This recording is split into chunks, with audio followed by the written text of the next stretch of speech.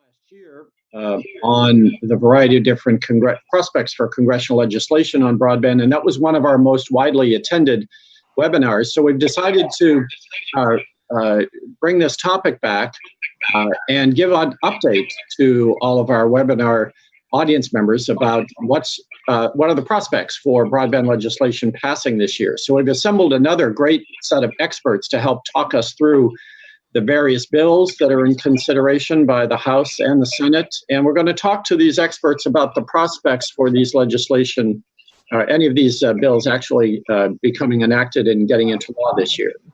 So we appreciate your interest and we welcome your participation on social media.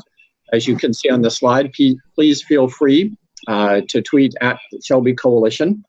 And a few other introductory notes. As usual, all of the audience members are muted, and you will be able to submit your questions and comments in the chat box, and we'll be fielding those and asking those questions of the panelists as we go forward. So please feel free to use the chat box. The webinar is being recorded, and it will be available on the SHLB website tomorrow. As you know, that's available for 1 month for free to the general public, and after 30 days, it goes on to the SHLB members portal. With that, I think that's enough of the introductions. We can move forward straight to the panelists. So we're very pleased to welcome Phillip Berenbroick, who is the Senior Policy Counsel for Public Knowledge.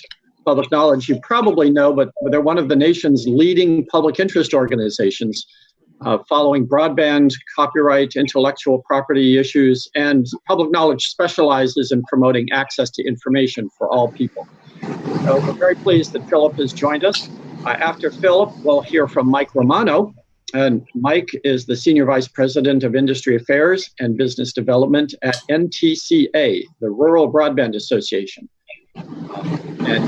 Mike has 850 bosses, so to speak, or members of his association, providing telecom and broadband services to a lot of rural locations. So a lot of the small telcos are members of NTCA, and we're very pleased that Mike has joined us today. And then wrapping up, we'll hear from Tom Cohen, who's been a friend of mine for a long time. He's a partner with the law firm of Kelly, Dry & Warren. Kelly Dry is one of the nation's leading law firms representing a whole variety of participants in the broadband marketplace. Cable providers, fiber providers, wireless and wireline providers, and equipment providers as well. So Tom's going to provide a great commentary from a variety of perspectives. So with that introduction, I think we're ready to go right forward and turn the microphone over to Phillip Berenbroick from Public Knowledge, who'll give us his views about a couple of the major bills that he's following, and then I'll come back and ask Phillip a question after his 10 minutes. So Phillip, take it away. Okay, can everybody hear me? So thanks for the introduction, John, and thank you, SHLB Coalition, for having me. I'm Phillip Berenbroick. I'm Senior Policy Counsel with Public Knowledge. The two bills that I'm going to talk about are the Lift America Act, which is, if you're trying to follow along with the bill numbers, it is HR 2741, and the Digital Equity Act of 2019, which is bill number S1167. And then at the end, I'll provide a little bit of high-level commentary on where public knowledge and some of the other public interest groups are on broadband mapping in a general sense.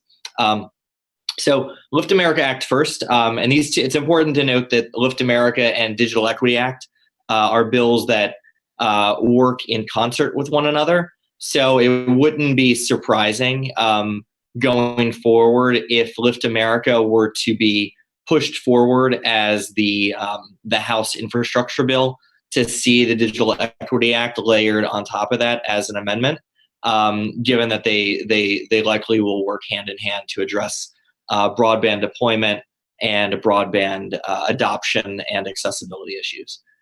So Lift America was introduced in May of this year, just over about a month ago, and there was a legislative hearing in the full Energy and Commerce Committee on May 22nd.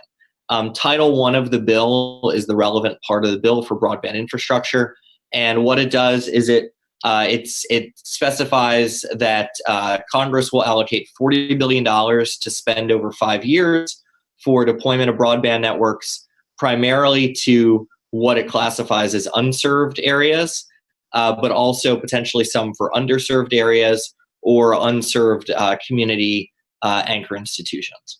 I know that's of interest for Shelby. And you might wonder where that $40 billion number comes from. So just for the backstory there, in January of 2017, the FCC Office of Strategic Planning and Policy Analysis made a recommendation that in order to deploy future-proof fixed broadband networks to the remaining household and small business locations in the country that don't have any access, you would need to spend $80 billion. So the first $40 billion of that would reach up to 98% of those residential and business locations. The other 40, the second $40 billion, would be to get from 98% to 100%. So the Lift America Act is targeted to get you to that 98% number. So in the bill, there are two tranches of money. There's 75% of the money is awarded through a national reverse auction that's run by the FCC. It's run sort of outside the normal Universal Service Fund process. The other 25% of the money is awarded to states, and that award is in direct proportion to state population. So larger states are eligible for more money. States can opt in or choose not to participate.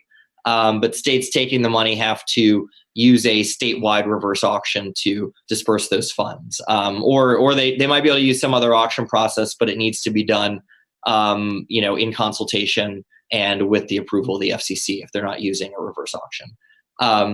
So with the state money, the important thing to note is the state funding can go to recipients that expand access to broadband in unserved areas.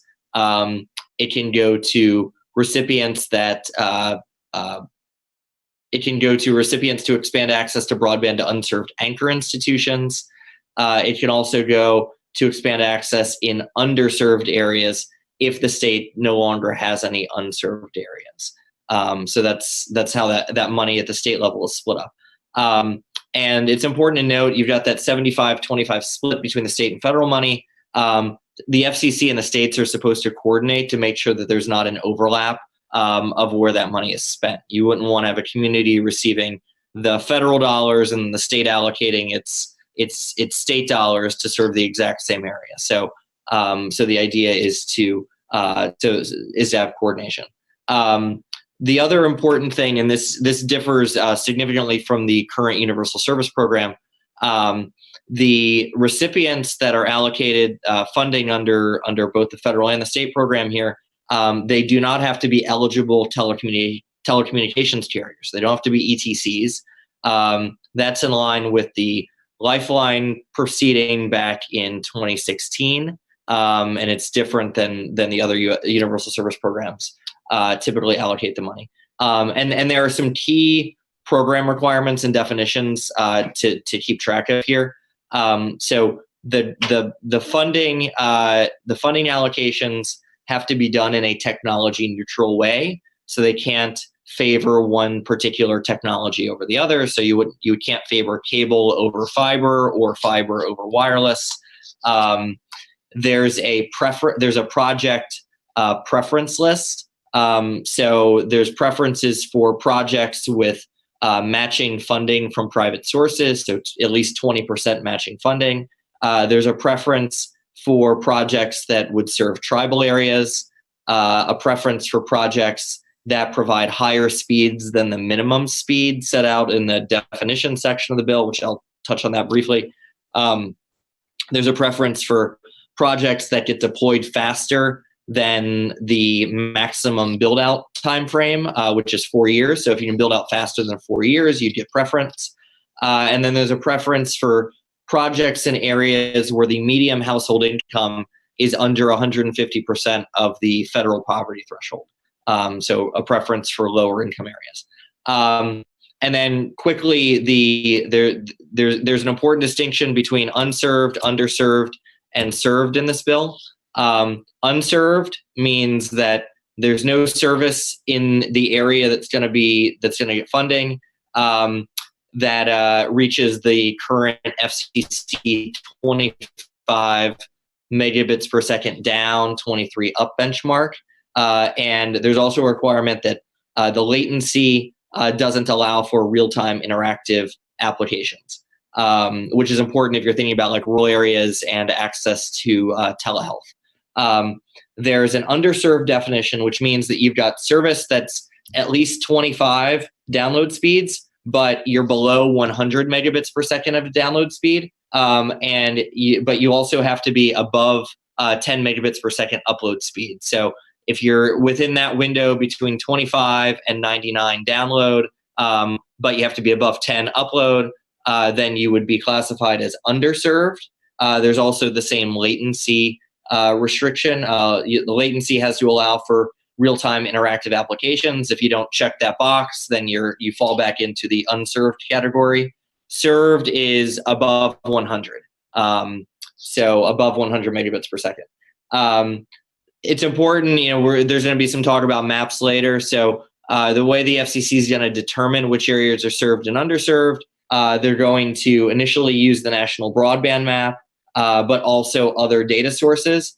An important distinction between this process and the current FCC process is that there is a prohibition on making a determination that an area is served or underserved on the basis that a single location within that geographic area meets the served or underserved needs. So just because there's one location within a service area that sort of meets a definition of served or underserved doesn't mean that the entire area does. They're trying to solve the problem that is happening at the FCC right now. And then the project requirements. So projects that are funded through this funding source have to offer download speeds of at least 100 megabits per second and upload of at least 20 megabits per second. With the same latency rule, latency has to be sufficient for real-time interactive applications. And then there's also a floor for the service speed you can offer using the funds here.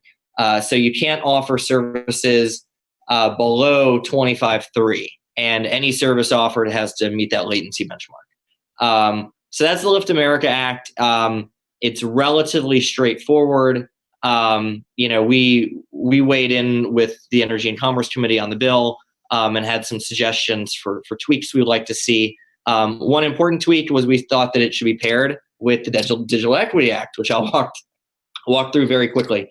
So this is S1167. It was introduced in the Senate in April by Senator Patty Murray and several Democratic co-sponsors. Right now, they're awaiting introduction of the companion bill in the House. It's possible that the House bill may be slightly different than the Senate bill. But that's still in process right now. But we know that negotiations for co-sponsors and for introduction are ongoing.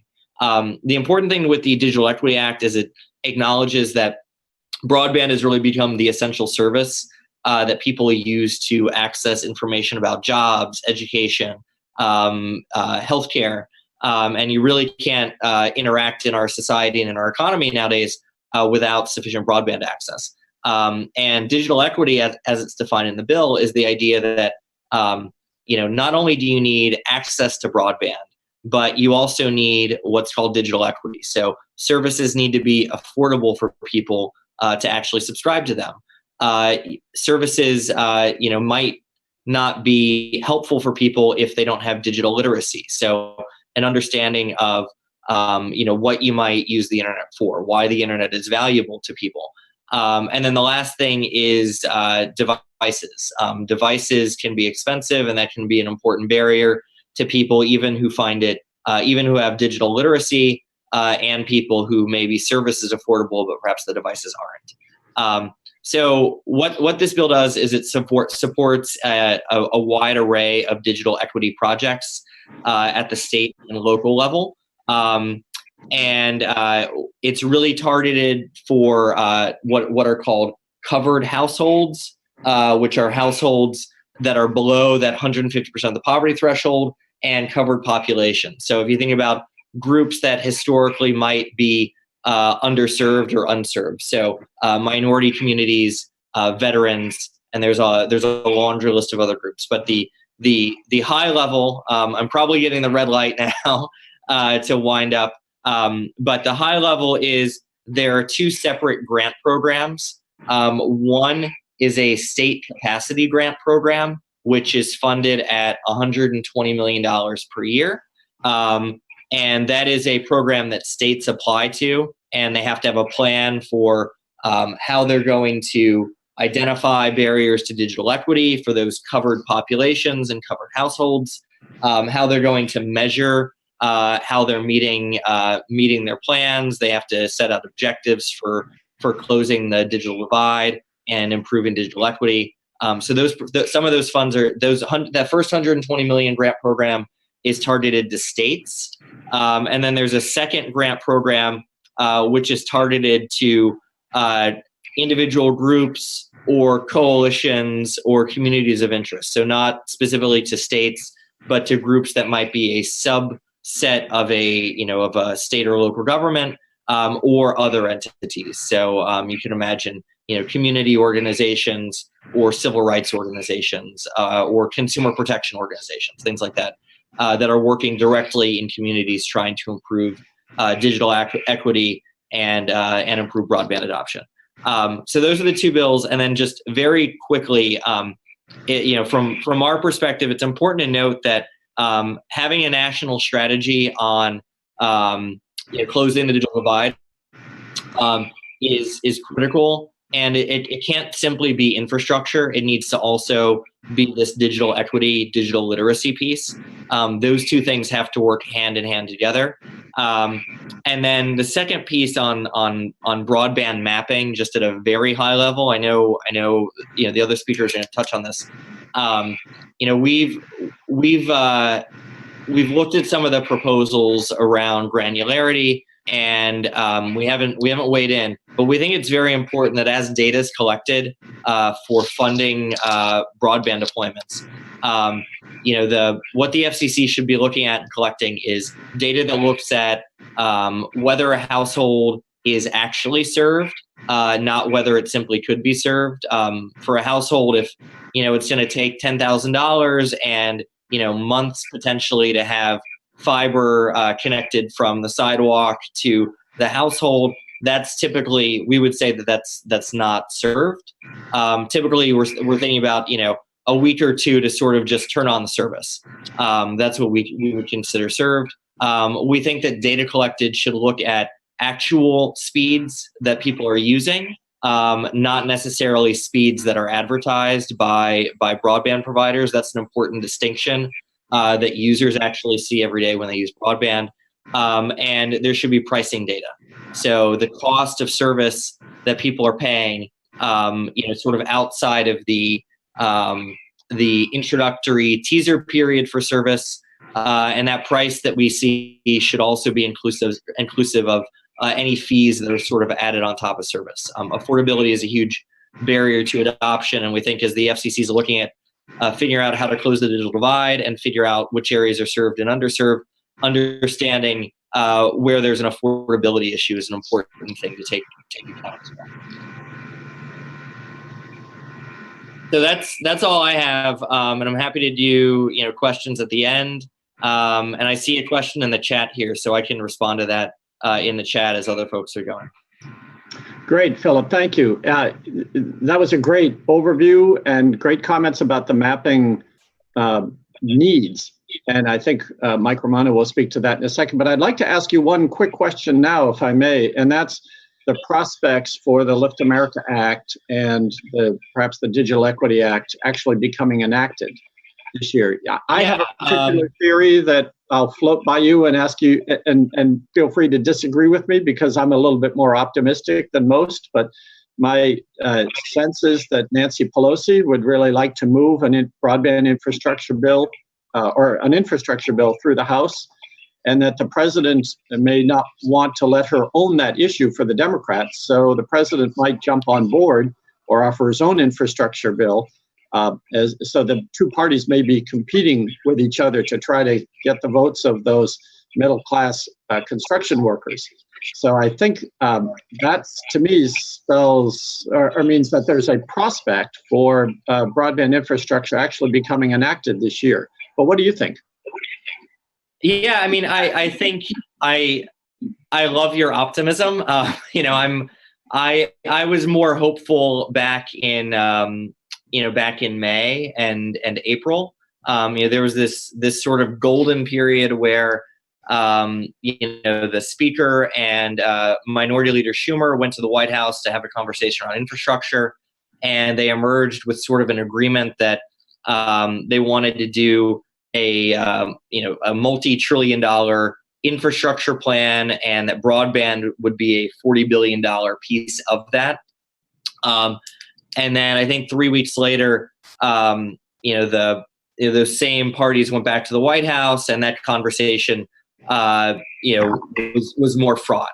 And I think that the meeting of the minds they thought they had seemed to dissolve. So, I do think you're right that the House Democrats are serious about doing an infrastructure plan. The president's talked about this since day one of his campaign back in 2015. So you would imagine there's a good place for agreement there. But I think the devil's in the details. I think you've got the Senate has largely been hostile to some of this infrastructure plan. In the past, I think there's just an issue with sort of spending the money and finding the money to pay for this program. And I think the Senate doesn't, probably isn't necessarily, on board with what the options on the table for those pay-fors would be. And then second, I think, I think that's where you get bogged down. I think, the Senate Republicans are probably unlikely to move without House Republican buy-in on the bill. And I think what we saw from the hearing in ENC was there's probably quite a ways to go to have a meeting of the minds between Chairman Pallone and Ranking Member Walden. So I think that the process there, it seems somewhat stuck. Yeah. Okay. Well, we'll come back to you with some further analysis later in the webinar once we get to the Q&A session. But thank you for that very helpful overview, Phillip. And now let's bring in Mike Romano from NTCA. And Mike, you're going to talk to us about some of these broadband coordination bills and the mapping bills. So very pleased to have you with us. Take it away. Right. Thanks, John. Thanks to SHLB Coalition for having me. It is a good segue from where Phillip left off with respect to mapping. Just to set some context very briefly about why are all these mapping bills coming up? Why is this all becoming an issue right now? Really think about the three audiences who use maps. It's going to be the politicians, the policymakers who look at these maps and wonder if they're making good decisions with respect to where broadband is available and is not as a result of what's on those maps. The providers who are looking to figure out where broadband is still needed and where funding might be available from various governmental programs to help with that. And then probably most importantly, of course, the public. The public needs to know, they look at it, they say, well, this map says that I have service there and I really don't. And that's incredibly frustrating from the public's perspective, of course, which then feeds the cycle, gets right back to the policymakers. So what we're seeing is a number of irons in the fire trying to address mapping issues. I'm not going to talk about what's happening at the FCC right now, although I know there's some questions about that. I mean, hopefully we can come back to that at the end. But since this webinar is talking about congressional broadband proposals, I'm going to leave the FCC to the end. Also, some work over at NTIA being done right now to try to make headway in coordinating mapping activities. And I'm going to focus on the mapping bills that are out there specifically. With mapping, Phillip mentioned this a bit. There are a number of issues in play. There's granularity. If a customer looks to be served in the census block where there really is no one there. There's even beyond granularity. There's just accuracy. As Phillip mentioned, the ability of a a customer to say, can a provider really get me service here within the time frame that's allotted? Can somebody who's using Spectrum really deliver the services it's claiming to offer to everybody within a certain radius of a tower or an antenna, versus having problems with congestion depending on how many people are on the network? So all of these things are things that are being tackled in the mapping context, and I think the bills that we'll talk about get into these issues as well. First bill I'll mention is S1822, which is a bill that was introduced just recently by Senators Wicker, Peters, Thune, and Klobuchar. And the bill really, I think, tries to do a few things. And first and foremost, what it tries to do is set up some ways to get more granular in terms of the mapping. What it does, I think, in the near term or contemplates is the ability for providers who today are reporting at that census block level to instead report to the FCC through the use of what are called shape files, basically drawing shapes on a map and submitting those to show the contours of where they think they can actually serve, rather than just because they happen to serve one location, a census block, the entire census block being deemed served. So the shape files will themselves help get to a better place, and there are other methods of reporting within the bill that are intended to get to a more granular place as well. At the same time, the bill really tees up and sets a movement toward ultimately what is called the service location fabric, a way of identifying all the addressable locations in the United States to where broadband could be delivered, and determining which of those locations is unserved or are unserved, those locations that are unserved, and therefore then you can target your need for governmental programs appropriately and put funding to where it's needed most as a result of that. An important piece of the puzzle, and I think this is something that the bill, the Broadband Data Act, S1822, really tees up well, is, and as Phil mentioned too, there's a concern that providers are putting in information. It may be the best information that's available to them, and they may believe, to Philip's point, that they actually can turn up service within 10 business days at the given locations they're reporting. But there's still a need for validation or a challenge process on the back end of this to make sure that there just simply aren't mistakes in the process. We saw recently a pretty significant mistake made in a reporting process, a parent mistake, that resulted in many millions of more Americans indicated as served than there actually were. Even if that were unintentional, the fact is that a validation or challenge process is needed on the back end to catch that sort of thing, and to then make sure that the funding programs are not leading to funds being denied in areas simply because of what you would consider false positives on a map. So the Broadband Data Act moves us towards more granular information through shape files and ultimately the development of a location fabric, and providers are reporting against that to the FCC. It contains important procedures to allow for challenge or validation processes by any number of interested parties. It's not limited to certain sectors or what have you. It could include crowdsourcing, it could include other measures. So an interesting bill that may chart or map a path forward with respect to improving some of the biggest flaws that folks are seeing in mapping today. Another mapping bill that's out there, somewhat similar, a little bit different, is S1522, which is the Broadband Data Improvement Act that was introduced by Senators Capito, Schatz, Moran, and Tester. All of these senators have been very active, very vocal about failures in mapping and how it's led to, particularly the mobility context, for example, problems in their states. This bill, like the other one, would propose to revise the FCC's Form 477, which is the form that everybody reports their availability data on and that feeds into these maps. They propose to reform that process. It would move towards the shapefile approach to get more granular, and includes very meaningful, very robust challenge process provisions that would make sure that those data points are vetted before they are put into a map, and then again before they're used in making funding decisions.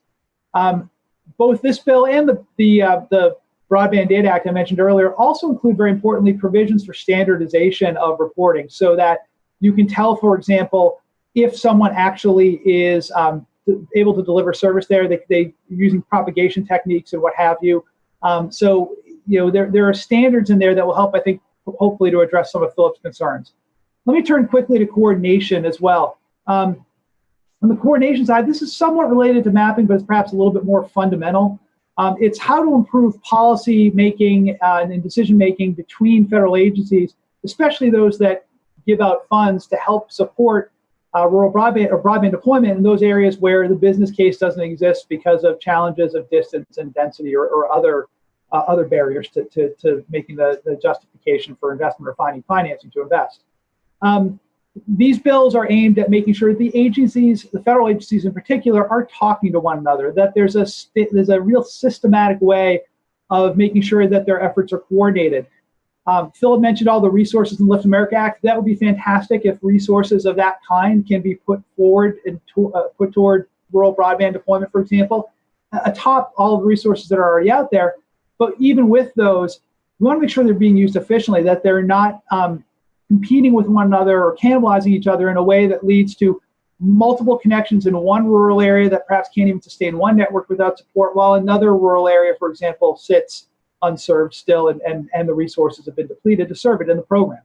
So a couple bills that are looking at this, there's the Broadband Interagency Coordination Act, S 1294. It was introduced by Senators Wicker and Klobuchar. Again, they're working together on a bipartisan basis, as we've seen with all of these bills. This would require the USDA, which gives out a lot of money through its Rural Utilities Service, the Federal Communications Commission, and NTIA to enter into an interagency agreement, and they would then coordinate for the distribution of funds for broadband deployment. It's already been reported out of the Senate Commerce Committee, so interestingly, that's already making some good progress in this Congress. Another act similar to this is the Rural Broadband Act. It was introduced by Congressman Scott Tipton on the House side. It's HR 2561. And really what's aimed at doing in particular is making sure that RUS, as it's giving out funding, is consulting with the FCC, because there has been some concern that some of the RUS programs in the Farm Bill and the omnibus appropriations last year, Reconnect, how are those interrelating with FCC actions where they're giving out funds to also do 25/3 or better broadband, gigabit broadband in some areas? How do those two relate? So both this bill would really focus on that interagency cooperation in particular. Finally, there's an Office of Rural Broadband Act I'll just mention briefly. It's S 454. Again, Senator Klobuchar is involved in this, and Senator Kramer from North Dakota.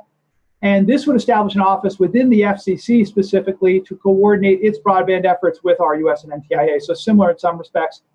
Colin Peterson's introduced a companion bill in the House.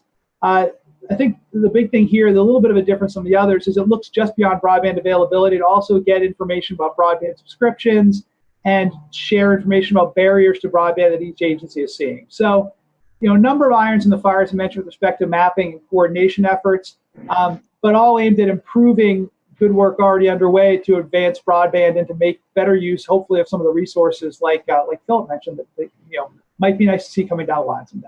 So with that, John, I'll turn it back to you. All right. Thanks, Mike. That was a great overview of a lot of material very quickly. So thank you for that. We're going to move quickly into our next panelist to give Tom Cohen is next from law firm McKelly, Dry & Warren. So Tom, take it away. Oh, thanks, John. Thanks for inviting me to participate along with such luminaries like Phillip and Michael, who are, more than able to very competent people operating in this area for a long time. And let me just begin by sort of reiterating what Mike was saying about broadband mapping, which is you can get granular, but the issue really is accuracy, verification. The industry has the data, but it's data over 130 residential locations, and then tens of millions of other business locations, and then community anchor institutions. And the problem that's going to be very difficult to solve is the verification issue. The FCC went through this in the Connect America Fund Phase 2 program, and it's just administratively cumbersome to get all that data in from parties contesting whether a location or an area is served.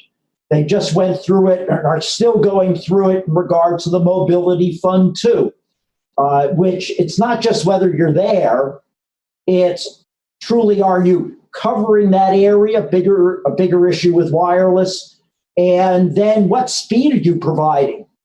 So this is a process where we're going to keep converging on a solution, but we have a ways to go in a critical area. So I'm going to try to cover various parts of the broadband universe out there. Sort of the way to categorize the legislation, there is entry legislation. That is, how do we facilitate entry by various parties? There is legislation that takes down barriers. There's legislation that deals with unserved areas, unserved locations, unserved people, the world of government support. There is what Phillip talked about, the world of adoption as well, and where are we there? And then there are extra issues that all influence broadband, from privacy, consumer protection. I won't go into that, but there's a truth in billing piece of legislation on both sides of the hill. And then there are issues of national security, cybersecurity. So it's a big landscape. Let me address some pieces of that. First, as to entry, there has been a program at NTIA for a number of years called Broadband Now. It grew out of other programs about getting communities engaged so that they can get the broadband they need.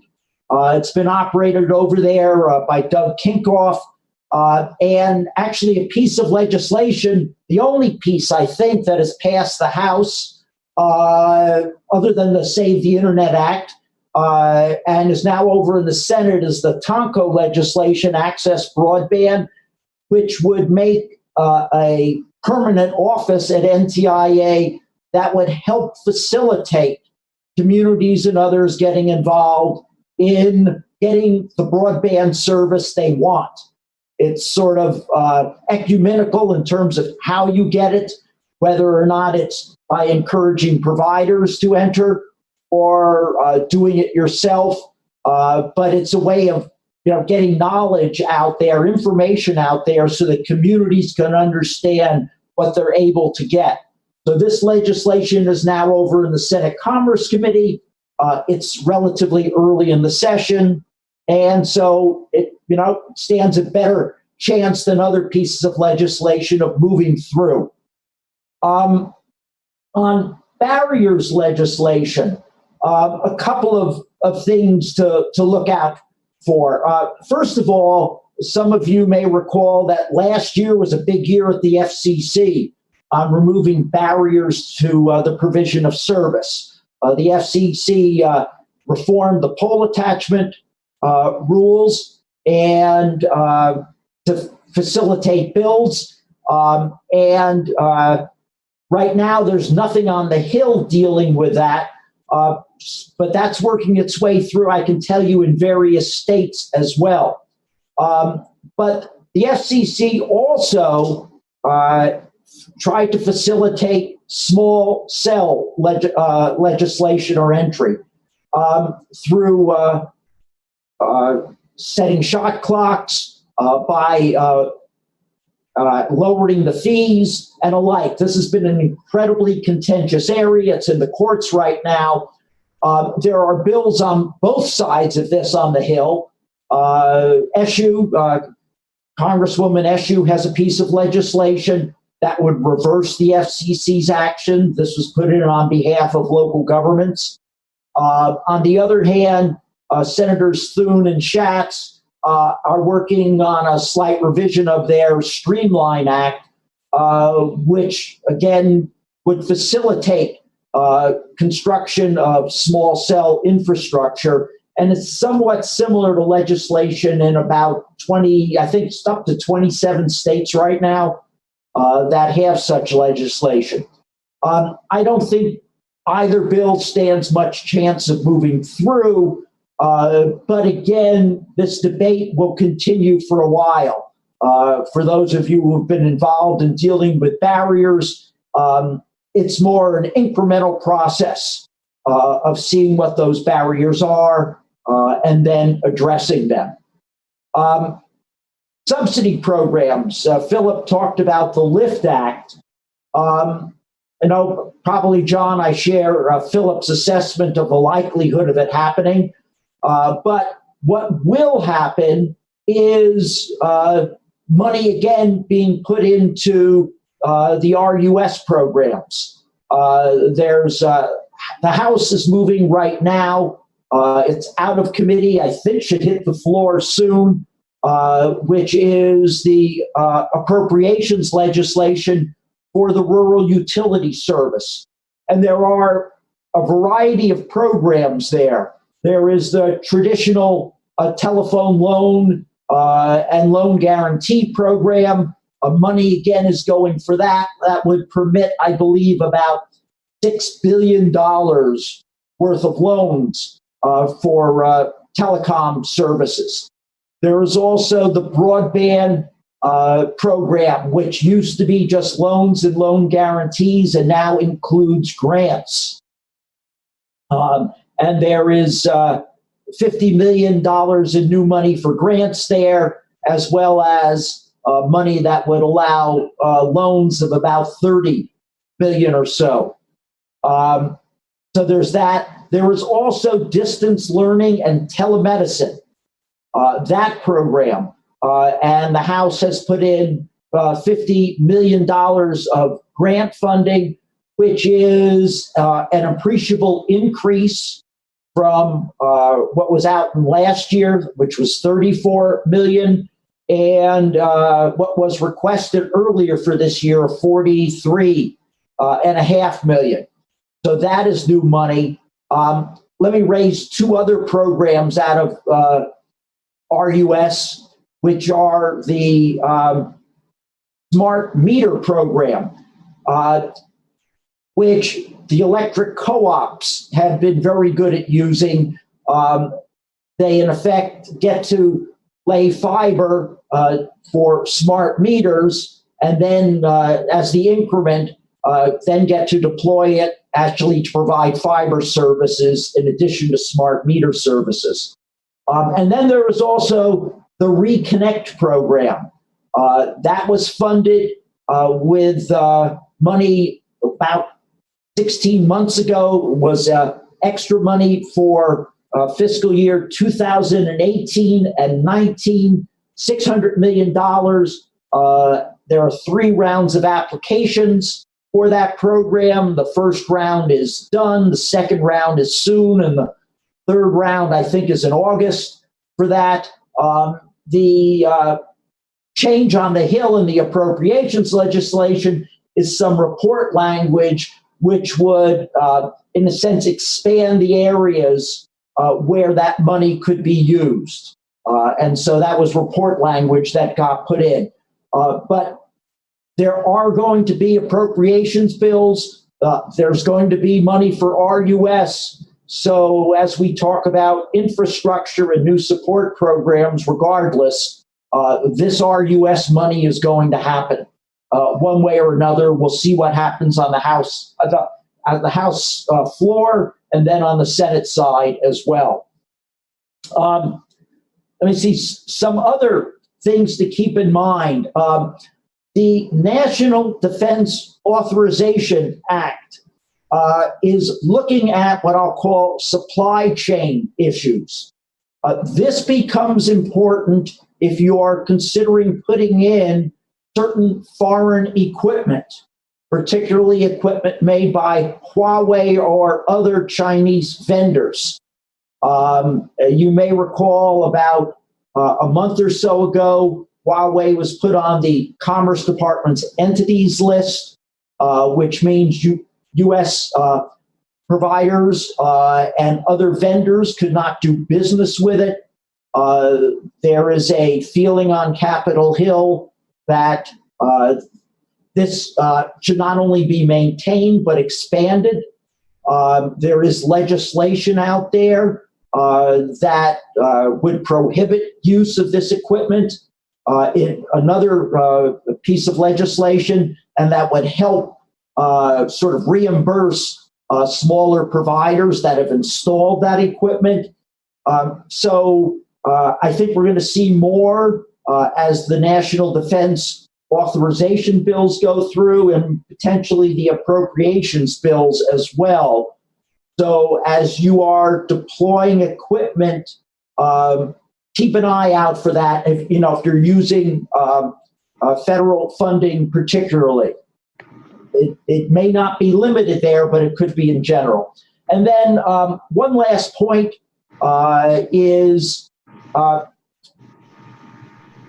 we're getting closer and closer to an election year, even though an election year may not be, for another 6 months, but the cycle gets earlier and earlier, which means it gets more and more difficult to pass legislation because everybody is playing to the larger electoral audience. And so what may get through are the bills where there's a consensus, the easier, smaller bills.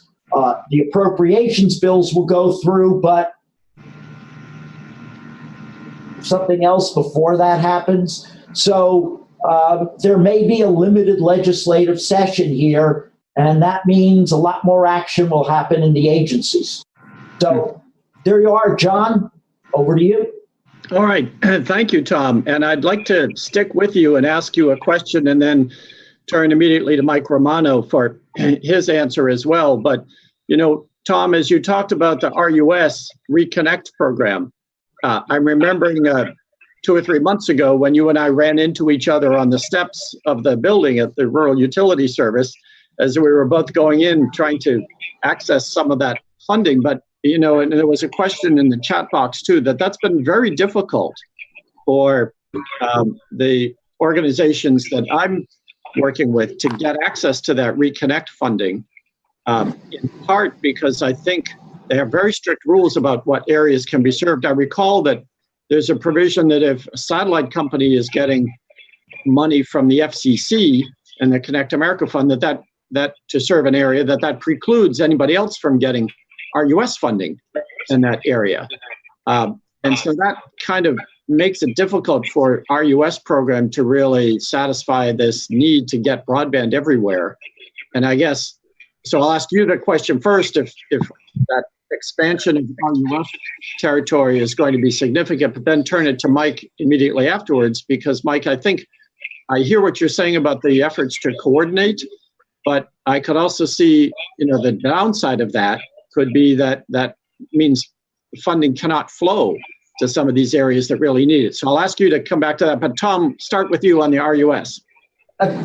John, it's a great question, and I'll try to stay brief. There are a bunch of issues here. One, if the private sector is putting money in, their own money in, you don't want to undermine that because capital will move elsewhere if they see that government is going to undercut them. One. Two, there's the issue that Mike brought up, which is you don't want to have double dipping, using the same money twice for an area. This issue, by the way, is on the table right now, and in fact, Mike and I are talking about it, between 2 FCC programs, high cost and E-rate, as well. And then there's the third issue, how do you deal with satellites out there, which, in a sense, covers everywhere from the beginning. Do you count it then and say in those areas, no more funding? I don't think so. But then on the other side, then how do you let satellite take money to serve? So I only raise the issues. They are difficult ones, and that tension's going to remain. Mike? Yeah, thanks, John, and thanks, Tom. So, yeah, John, your question goes to the fact that right now under the Reconnect program, if an area is 90% or more served at 10.1, you can't get any money. And if you're trying for a grant, it has to be completely unserved at 10.1, which made it very hard to find areas where people could apply for and get Reconnect money effectively, especially the grant part of that program. Moreover, the RUS imposed a sort of special proviso or condition that said that in order to avoid competing with the FCC, in order to coordinate with the FCC, they were going to call all CAF2 auction award winner areas off limits, which interestingly resulted in satellite providers who were doing very low speeds and have high latency services effectively precluding somebody from getting money to do fiber to the home builds in those same areas. So, coordination is something, it's not, it can't be mindless as a system. It needs to be thoughtful, but there is something to be said that if two programs are both funding, for example, fiber to the prem builds in the same area, that may be a problem, and they should be talking to one another about whether that's the right and effective, efficient use of resources. On the other hand, one might contend that carving off an area and preserving it for 10-1 services on high latency satellites and precluding a higher speed, more future-proof build there is perhaps something that should be viewed differently when the two agencies are coordinating. So those are the issues in play. I think in the next round of Reconnect, there's a chance for RUS to calibrate those, and hopefully it will. Good, thanks, Mike. And if I could stay with you for one more question, Mike, what do you think about Philip's observation about broadband mapping? That it shouldn't be good enough to say that you could say an area is served just because a carrier or provider could provide the service. I think Phillip was suggesting you actually have to demonstrate you are providing that service for that area to be counted as served. Do you agree with Phillip on that? I do. I mean, I think the FCC has tried to address this to some degree by saying in the fixed context, for example, that you could turn up service within 10 business days without an extraordinary deployment effort. So in other words, to Philip's point earlier, you wouldn't, if you're going to have to trench and it's going to take 3 months and cost you $10,000 and you're going to have to impose a line extension fee on the customer, that I don't think even under current FCC rules should qualify. Now, whether people are observing that or not is another issue, and that goes to the validation piece. Similarly, on the spectrum side, I think there's a pretty significant issue. What we've seen in the past is wireless providers, just for better or for worse, have put an antenna down and drawn a circle around it and said, this is my coverage area. And that then treats the entire area becomes served as a result, even though propagation characteristics of particular technologies, and particularly as you add more congestion to the network, may limit that coverage. So I do agree with Philip's ultimate point that we should be getting to a place where we're much better about standardizing how people report and that it's tied to what they can actually do. I don't know that you're ever going to completely catch that, though, because people could just make mistakes or lie, I guess. But that's why you need a validation or a challenge process in the back end to say, is somebody minding the store to double check that what was submitted on the front end is correct and does it represent what people can actually give? I guess I'm still perplexed by the fact that the FCC is saying something like 90% of America is served, but then when Microsoft did its analysis of who is actually getting service, only about 50% of Americans are actually using that broadband. So clearly there's a gap there that needs to be fixed. But over to Phillip. I guess, Phillip, you and I are sort of the same mindset that we like this Lift America Act, we like this Digital Equity Act, but the big question about both of those bills is that it authorizes a lot of spending and doesn't have a pay for, So how do you think Congress, if it's going to consider moving those two bills forward, how does Congress deal with the question of how you pay for those bills? Yeah, so that's the, on any spending bill, that's the $1 million question. I don't know where to find all of that money because obviously the Digital Equity Act, the Lift America Act is $40 billion. But, just from our world, if you think about the C-band, for instance, this is the 3.7 to 4.2 gigahertz band of spectrum that a lot of satellite operators use right now. The satellite industry is proposed to move off at least 200 megahertz of that spectrum and then sell it to the wireless industry for 5G services essentially. If you think last Congress, there was a bill in both the House and the Senate called the Airwaves Act, and that bill was looking at auctioning off millimeter wave licenses in addition to the C-band, and was going to set up a rural broadband fund with some of those auction proceeds to spend on closing the digital divide in rural communities. That's still a very good idea. So if you think about the C-band, if Congress passed a bill, let's say they passed an updated version of Airwaves, they could say, look, we're going to, all the money that's not needed to move the satellite industry and to protect their operations is going to be earmarked to pay for Lift America. That potentially could be, several $billion, upwards of like $10 to $20 billion, depending on how you value the C-band and how you split up that funding allocation. So that's a big chunk of money there that's potentially ready to be used. It's just Congress would actually have to say this is money that we want to be used for rural broadband, and we have to have an FCC process to ensure that we're maximizing revenue and that spectrum is distributed in a sort of equitable way that passes muster under Section 309J. That's a good idea. So we've been talking to the Hill about doing exactly that. That doesn't get you all the way to 40 billion probably. The other thing with Digital Equity Act, what's really important about that bill, I mentioned at the outset that the original sponsor on it in the Senate is Senator Patty Murray from Washington State. She is on the Appropriations Committee.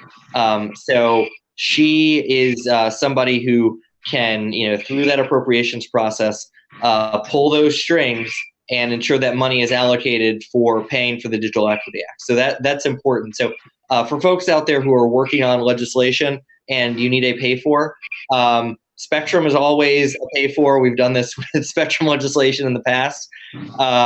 Think of the incentive auction. The other thing is find yourself an appropriator to be on your bill and get them to push it, because then they can try to find the money through the appropriations process. So that's that's probably some of the solutions. Probably not holistic, but that's some of it. That's great, Phil. We just had a question come in on the chat real quickly. Why did the airwaves bill not pass last year? So it didn't pass largely because, most bills don't pass. Most bills get introduced and then don't even get a hearing. So sort of par for the course there. Second, the bill was originally introduced in the Senate in 2017. I think it finally got introduced in the House in 2018. And it was sort of the second piece of large spectrum legislation that was introduced. The first one was the Mobile Now Act, which then was added to the FCC Reauthorization Act, which became the Ray Bombs Act, which then ended up on the omnibus spending bill from spring 2018. Airwaves didn't get the ride on the omnibus bill, which is sort of what you would need, for a big piece of spectrum legislation. Even spectrum, for as important as it is and what it can pay for, is largely going to hitch a ride on something else that's must pass. The other piece of it was airwaves largely dealt with millimeter wave spectrum, and by the time the House really even introduced the bill, and by the time you would have had a markup on it, the FCC was already in process of setting up those millimeter wave auctions themselves. So the moment it sort of passed, so the bill was essentially sort of outdated by the time they would have passed the bill. So that's why this year, if they rework it, it's likely to be more focused on mid-band spectrum. You've heard a lot from Commissioner Rosenworcel and O'Reilly about the need for more mid-band spectrum for 5G. That's the whole big, the big issue in the Sprint T-Mobile merger. They're trying to get mid-band spectrum. So I think what you're likely to see is that bill reworked in some capacity to be more focused on the mid-band. Okay, that's very good. Thanks, Philip. So I want to come back to Tom and then Mike for a last question. One bill that we haven't talked about is the Internet Exchange Act. So I wonder if you could each briefly tell us your views. We're kind of interested in that bill because it would promote carrier hotels in rural markets to help promote broadband deployment in rural areas. So Tom and Mike, do you have a view of those bills or that bill? Well, I think you're getting with this bill something at the beginning of a cycle where it needs to be vetted more about. To get legislation really going, you need to have a well-identified problem that people see as substantial, and then is this the right solution for it? So I think you're at the part of the cycle where we're saying, how big is this problem? How important it is out there? Because, the fact of the matter is there's been a lot of building of fiber, even in rural areas. over the past 5 years or so, particularly, as Mike's companies, as small cable providers out in rural areas, as other companies have needed that type of connectivity for broadband internet access service.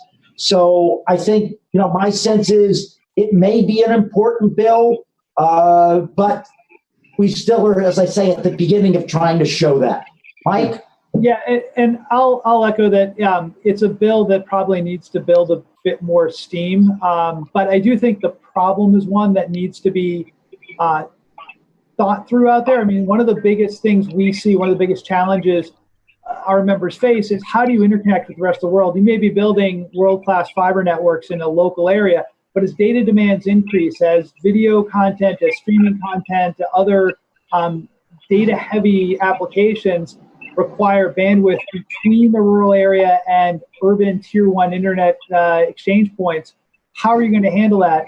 Sometimes it's moving caching servers closer to the customer. I think this bill is another way of tackling that, particularly where that marketplace isn't developing. But Tom's right. I mean, I think scoping that problem is still something that's underway, and but this bill is a good conversation starter in that regard for sure, at the very least. That's good answers. Thank you all for your responses to that question. And there's so much going on. I wish we had more time. There are other bills that we didn't get to talk about and other questions in the chat box. I will just say that we are going to be addressing a lot of these issues in detail at our annual conference coming up, the SHLB Coalition Conference AnchorNets in October 16th to the 18th in Crystal City, Virginia. And you can register for the conference at shelbyconference.org. So we hope you take advantage of that opportunity. And we usually have some congressional speakers and panelists at our conference to talk about these issues in a little bit more detail. So I want to wrap up with special thanks to our three really excellent experts, speakers, Phillip, Tom, and Mike. Thank you very much for your participation. Just as a reminder, this webinar is recorded and it'll be available on the SHLB website tomorrow for anybody who missed it this time. And we welcome your comments and suggestions for future webinars. So I hope this was useful and enjoyable. Thank you very much for attending and look forward to your comments in the future. Bye-bye. Thanks.